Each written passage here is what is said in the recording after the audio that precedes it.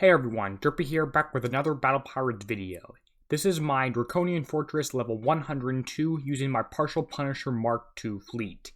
I recorded this on Wednesday, but I don't have time to edit this until Friday, so that's when you're seeing this narration happen.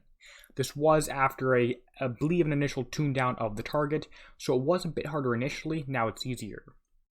Big picture view, this target is one of the similar ones, almost the identical layout to what we saw in the VXP weekend, but more of the cannons and more of the weapons, not the cannons, more of the weapons in here are dealing splash damage.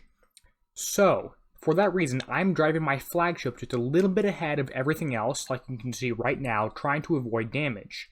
This only helps against the ballistic turrets and doesn't help against the radioactive turrets. The radioactive turrets tend to target my backline ships anyway, while the ballistic turrets tend to target the closest things to my ships. I'm still not 100% sure what weapons are actually doing splash damage versus accuracy-based damage in this target. I believe that all the radioactive damage is splash-based and the ballistic cannons are accuracy-based, but I could be wrong on that. You can see on this target when there's big things that come at me, these large orange throwers, you have to keep moving away. That's another thing to keep in mind in this target. And with these coaxial turrets, I do my best. I'm not very good at it, but I do my best to outrange the short range mode of it. They're called the coaxial turrets because they have a longer range, very small projectiles that do a moderate amount of damage. But if you get closer, they shoot larger, wider, fatter projectiles that deal more damage. So you have to be careful about that. But as you can see, I'm trying to keep my tank, which is my flagship, just a little bit ahead of everything else. Now, I have these ships designed so that when they're all five shooting at the same thing, there's a shockwave every round, and I've done that through using various specials that you'll see in my build at the end of this video. But I've done that trying to get a shockwave every round on these things, and it's still taking a very long time to kill every individual thing, other than the buildings that release the mines, of course. Now, these mines will move towards a predetermined point, like I talked about in my strategy guide, and will deal damage. Unlike the level 100, the mines from level 102 deal damage, in addition to slowing down your fleet. So you have to try and avoid them as best you can.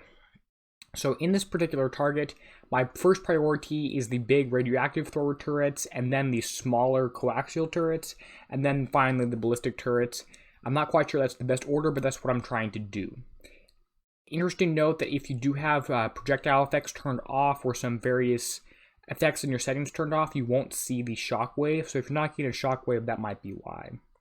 I am using a Dragon Slayer screw, which benefits benefits Draconian ships such as this one through the VXP rank bonus, whatever that is. So it increases reload time and it also increases turning speed in this target, which are two things that are sort of helpful.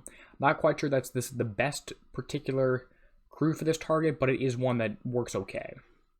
You can see when the mines are released here, I should move my ships away from them because I am taking some splash damage here.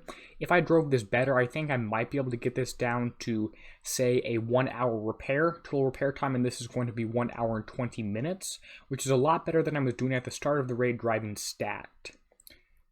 There's a little bit of lag in these targets, and I'm not actually seeing it affecting my gameplay that much, although it maybe makes me take a bit more damage from these mines and the radioactive turrets, which interestingly don't seem to deal that much damage.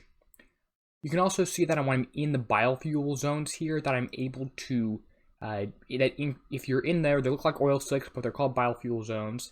They increase your radioactive, they increase some of your stats, your reload, and your move speed.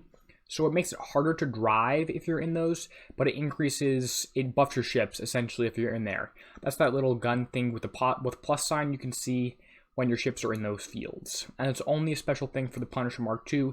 If you're using your Dragoons or another fleet, it won't work the same way.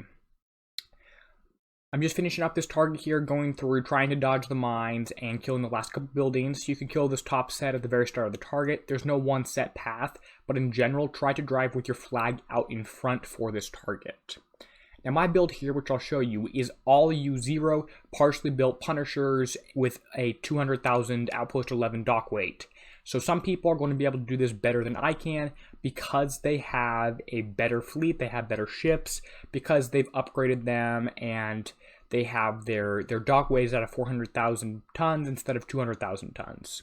Kixeye said they're tuning the targets for a 200,000 ton fleet, which I sort of don't really believe. If you have complaints about the raid, there are proper forums and Discord to go through and post those feedback there.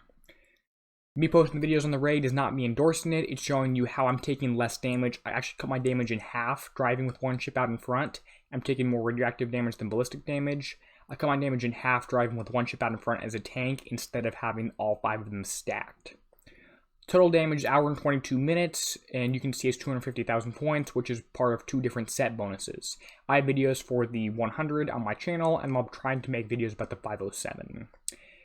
But for now, I'm going to go ahead and cut to an end screen. There's a couple things you can click there. And as always, this is Derpy, signing out, helping you be a better pirate.